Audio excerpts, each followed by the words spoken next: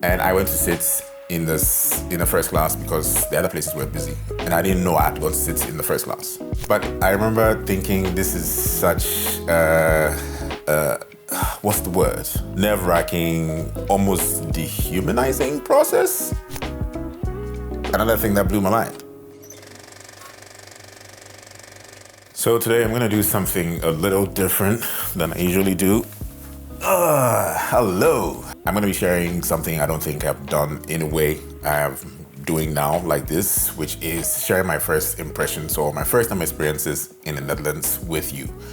So what did I think of the Netherlands the first time I was here, or what did I think of some of the things or activities the first time I experienced them in the Netherlands? So let's get into it. I'm gonna start from the first arrival, which was all the way in 2017.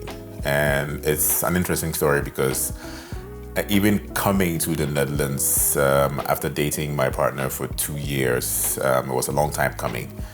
On the day that we had to leave, we discovered that I didn't have my yellow fever card with me.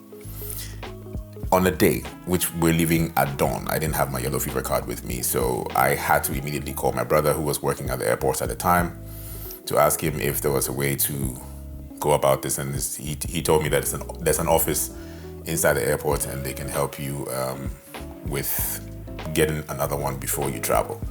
So it even started off hot in the first place. And it was my first travel, so of course we're both nervous, meeting the family for the first time. And it was it was a cheap flight. It was an Air Maroc flight. The first time also transiting, you're green to all these things. But anyway, that's not the story I'm talking about. I'm talking about Netherlands. So let's talk about the arrival. The first time I arrived in the Netherlands, I think 2017, it was in August. And the immigration process, I would say, is a bit of a blur because your travel distance, your travel process was not the smoothest. And you're also nervous because it's your first time. You don't want to say something that jeopardizes the immigration process. And immigration people are not the easiest people to come face to face with, you know.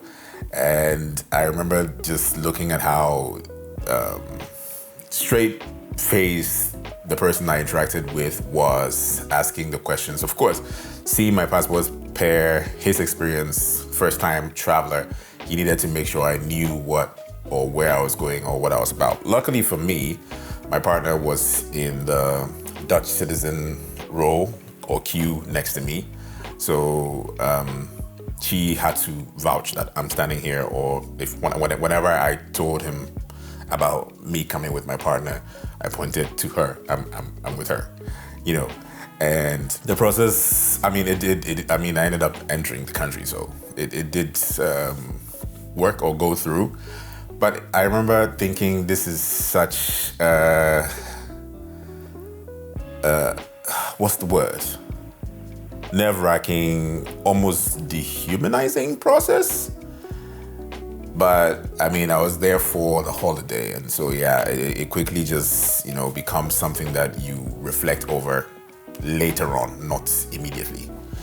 And so we went out through the process, got our bags, and the whole time I was thinking, this is so weird that I am 6,000 miles away from home in another country. It doesn't even feel real, you know? And that got even exacerbated, or like the feeling of unrealness became even more when we got out. And luckily for us, we had a big or a good pickup team. It was the friend we're gonna stay with at the time, my partner's mom, the kid's sister. So that was the team that picked us up. So it was a really pleasant welcome. Everybody was all smiles and happy. And one of the things I immediately remember, stepping out of the airport and seeing the actual environment. And I thought to myself, because I had to think to myself quietly about my impression. You know, that the feeling of, childlike giddiness about how nice something is, and you don't want to smile stupidly, that everybody can tell that you're just too excited about something. Yeah, I think that was what it was. But I was thinking to myself, a very stupid thought or a silly thought that I when I saw it was in August, it was summer, so like skies and like it was clean. It was like the atmosphere or the breeze, the air was very crisp.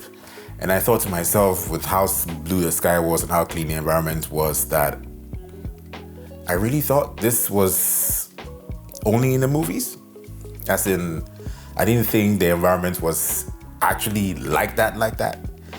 And so I'm glad it wasn't a thought that I blurted out, because I was just blown away by how unreal, in a way, it looked. And you would understand if you are coming from a place where I'm coming from, and also it being your first time ever traveling outside your country. And yeah, I think that was one of my most memorable surreal experiences. And yeah, I mean, the meeting was nice. We took a picture or two, and then we sat in the car. And this is going to be a series of first impressions and super surreal experiences, because the impressions were a lot for somebody who was doing that for the first time. So we sat in the car and drove off, and immediately I'm just looking around. Like my eyes are just darting around left, right, and I'm looking at the infrastructure, the smoothness of the road. The car sounded so smooth and clean. And one of the first time culture shocks happened while we were in the car listening to radio, and a song came on and there was cuss word. And so at first I ignored it, because I was the radio presenter at the time. At first I ignored it. I looked around like, did anybody else hear the cuss words? But everybody seemed that it was normal, because we're having the chit chat as well about our flights, how Ghana is, and all the chat. And it happened again with another song that was played on one of the radio stations.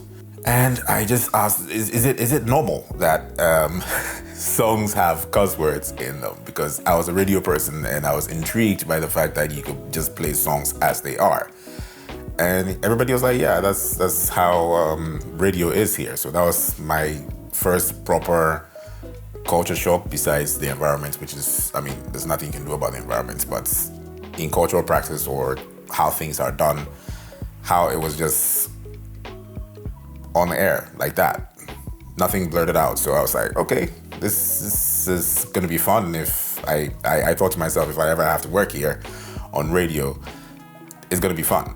And I was quickly told that, well, media in the Netherlands is still predominantly Dutch. So if you ever want to end up on radio, you have to speak the language and you have to speak it really well, and you, of course, now have to find your way on air. So that dream was also shot like as quickly as it came up. And I think now we proceed to now architecture and seeing things for myself how they were. So we went home to the friends we were staying with. We were lucky enough, as in we planned, we asked around, and we were lucky enough to be staying with a friend, one of whom was part of the entourage that picked us up. So we went home, and I mean, when we got there, we put our bags downstairs, we sat, we drank water. And another thing that happened that also took me by surprise was how everybody just fetched a glass of water from the tap and just drank it straight forward. And I was wondering where the fridge was and if there are no bottles of water in the fridge. They told me that no, you just drink water from the tap. It's clean enough. I was like, okay. And I remember not liking the taste in the beginning. I think I didn't like the taste very much. Maybe it was in my head, but I didn't like the taste very much the first time I tasted the tap water. And we had to take our bags upstairs and, just relax for a bit and step out. And that was my first encounter with Dutch architecture. When I saw the stairs, I thought, I asked, like, what in the break my neck, break my leg, steep, narrow stairs is this? Again, everybody would just laugh because they're used to it, it's normal. And it meanders. It's not just a straight upstairs. Sometimes it goes left in a very tight corner. And I wonder, if you have to live here, how do you get your furniture upstairs? What is this? But then, hey, you're here. You went upstairs. So it was a constant, back-to-back of first impressions. And we took that stuff upstairs. We came down, chilled for a bit, and then decided to step out. Since it was summer and I had never experienced this before, and this, I mean, by the sun where I come from setting latest by 6:30, 6:45. And I checked my watch and it was 7 p.m. I mean, we had spent the day, we had napped, we'd done a lot. And it was 7 p.m. and it looked like 3 p.m. Another thing that blew my mind. I was like, okay, this is also the giddy feeling again, like, okay, this is nice. You don't want to act all super excited because the sun is still shining at 7 p.m. So it was a very strong back-to-back first-time impressions of the Netherlands, on my first day even, with this story that I'm telling. And I'll go to the next morning. I'll try and make it quick because the story is very long with sharing first-time impressions. The next morning also hit hard when everybody was okay with just having their coffee and croissant and maybe orange juice at best. And I am thinking, no, wait, before I get to the first morning, I did ask, so if the sun is setting around 10:30 p.m., how do you sleep? Do you have to wait for it to sleep? What if you're tired? What do you do? And I mean, they told me that most people have blackout blinds, which, you just turn or close it and then you just sleep. So it was a lot to deal with, or a lot to experience for the first time. So the next morning, everybody was doing their coffee and croissant and orange juice. And I mean, I thought that was a starter, in my opinion. Because where I come from in Ghana, not everybody does this, but most people wouldn't mind having a warm meal in the morning or something, even if it's light. But it's not, I've just had one croissant and coffee, and that's it, I'm done. So I struggled all through that holiday with warm meals. And the fact that restaurants that sold warm meals would normally open around midday or 1 p.m. upward. And that also blew my mind. Like, why? Why do you have such a late opening time? Don't you want money? Don't you want to serve people who want to eat warm meals in the morning? So it was a lot to experience and deal with. Luckily for me, my mother-in-law, or my now mother-in-law, because at the time it was the mother of my partner, when we told her how, within the first week, she knew the struggles of warm meals. She would cook and have leftover, and then I would warm the leftover in the morning and have my heavy meal. So that was very kind of her to do. I'm trying to remember some of the things, like texture, climate, breakfast, snacks, and yeah.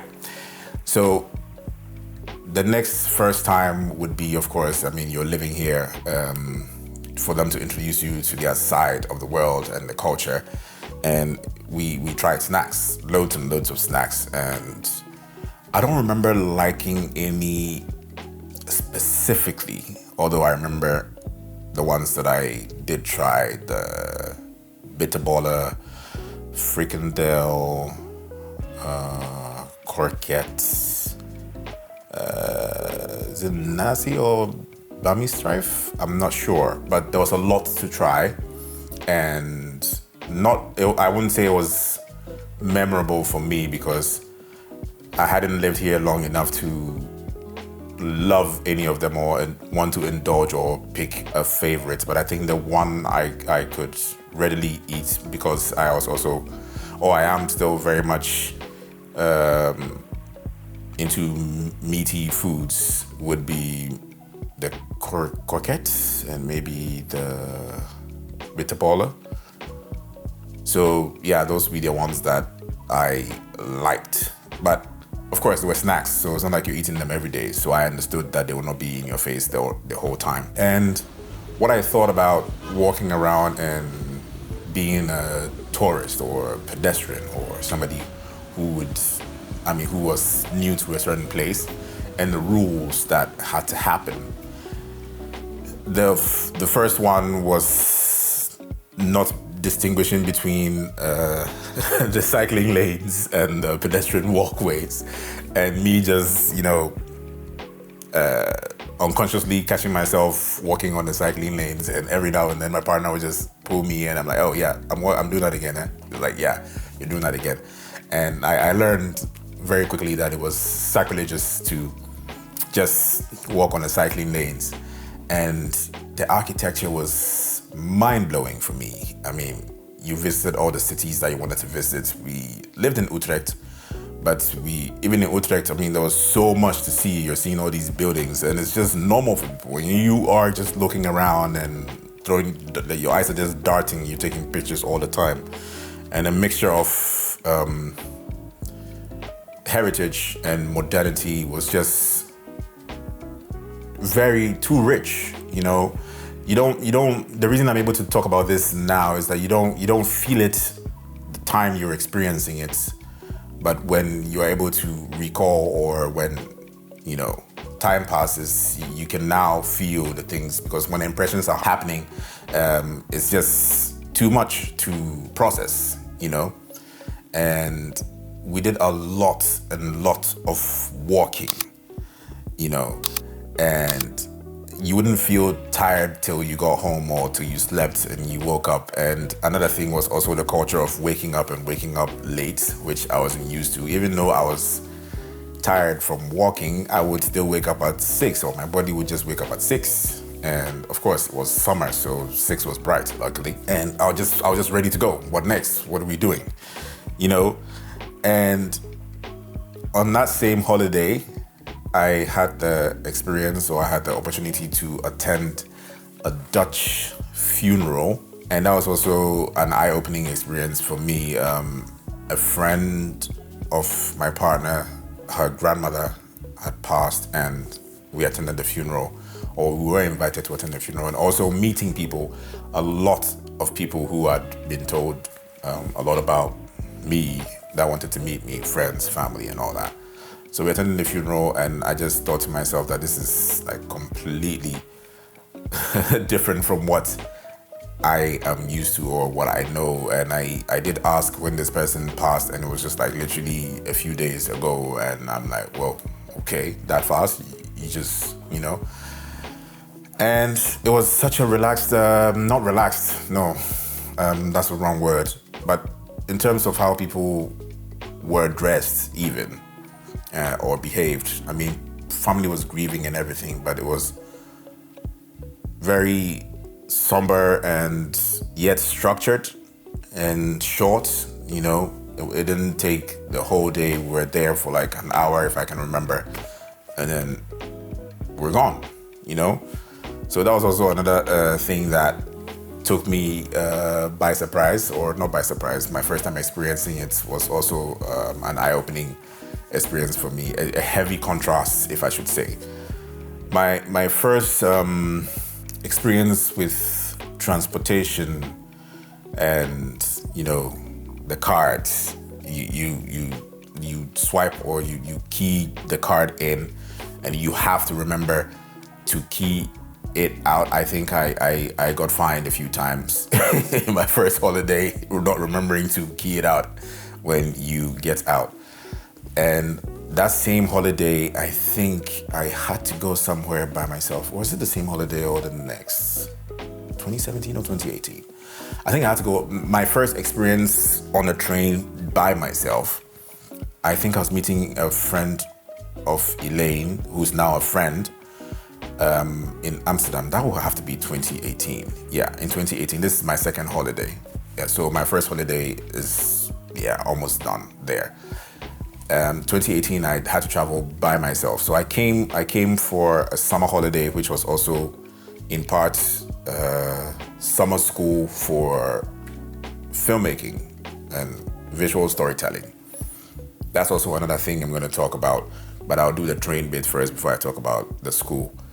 My first time going on the train by myself to meet this friend. We're gonna have a photo walk, just chit chat and spend a day together, because she is a photographer and she wanted to show me her city or show me around.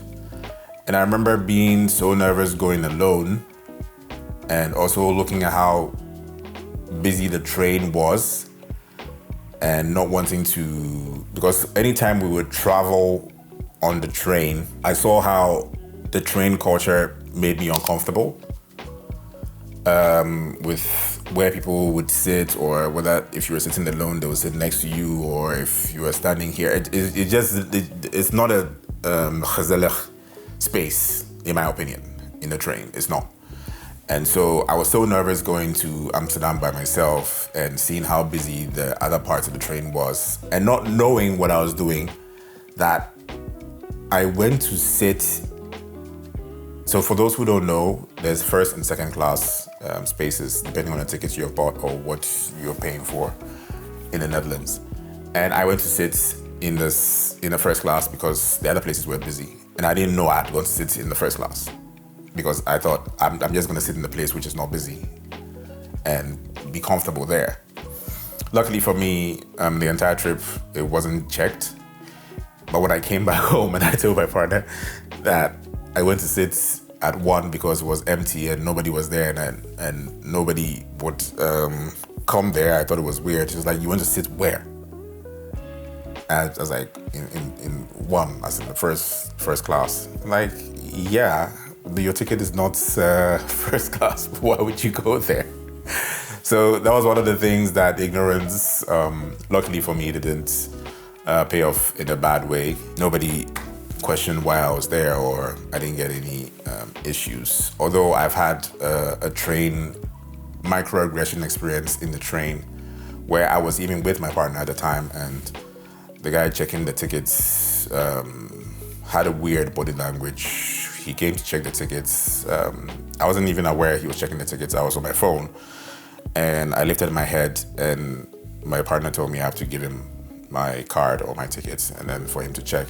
And then he looked or behaved a certain way that I thought I was the only one who noticed it. But when I asked my partner, did she also notice it? She said yes, and it was a bit weird. So that was my first encounter with microaggression, or at least the one that I remember mostly. Another encounter with microaggression was my partner and I went to a cafe.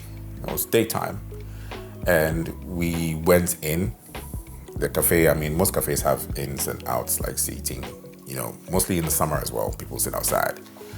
And we went in, we saw the guy at the bar, or the waiter, and we told him that we're taking a seat outside and we would like to be served. We sat there for close to 20 minutes with the same guy still lounging around the bar. He never got out to take our order. Yeah, he never got out to take our order. And we thought it was a bit weird that if you didn't want to serve us, you should just say we're closed or we're doing something. We were obviously open. People would enter and sit at the bar and they would get served, or other people would sit inside and get served. And we were completely ignored the entire time. We sat there for around 20 minutes, which felt like 2 hours, and then we left. So yeah, that also didn't feel very nice.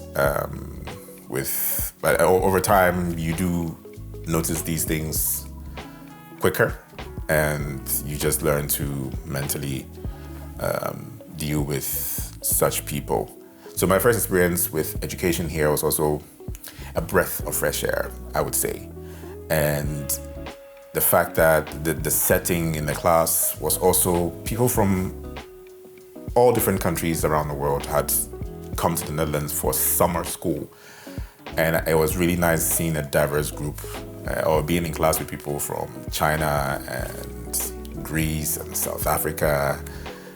And it was a really, really nice experience for me also, because it was a more, my experience of education has always been a teacher dishing out information and you just consuming or taking it in and regurgitating that information, versus this one was more a discussion style. Teacher wanted your opinion and everybody had opinions, so we would discuss things, and it was extremely practical. We were almost always out doing something or editing something, like result oriented all the time. And I thought to myself that, wow, this is I mean, it brought me here. It had an impression on me that much that it brought me to where I am. It's the reason I'm still doing recording videos like this and doing films and doing documentary filmmaking. So that had a huge impression on me, and I think it's one of the things I'll be forever grateful for experiencing here in the Netherlands. My first time Dutch birthday was also one of the experiences that took me by surprise in the most weird way, because birthdays or parties where I come from are so different. And then I experienced a birthday where we sat around in a circle without music and without savories or food that I consider party worthy. It was mostly beer or alcohol and people sitting in circles and talking over each other, or talking to each other and over each other. And I just remember telling my partner that, yeah, if it's not a birthday party of hers or somebody I know, like really, really close to, I don't think Dutch birthday parties are my thing, you know. But I think it was a nice thing that we were invited to it. And most of the time, I think the friends were also happy to share that side of the culture with people who were new to it. So I think that was a nice experience in that sense. But the experience itself of the birthday party is something that will take any foreigner who's not used to such birthday styling by surprise. So that's one thing. And leading to the other birthday, that made me discover one Dutch meal that I really like. But the first time I saw that particular Dutch meal, I was like, what in the movie army veteran type food thing is this? You know, in movies when they're serving, or like war movies, when they're serving soldiers meals and in their bowls, the way it just slaps into or pours into the pan or dish that they're holding, and the way sometimes it looks. When I saw that particular meal, that's the impression I got until I tasted it. And I was thinking to myself, how is such a nice tasting meal packaged in such a way? And this particular food is erwten soup. So we went to a birthday party of, this is family birthday, the birthday of my partner's cousin.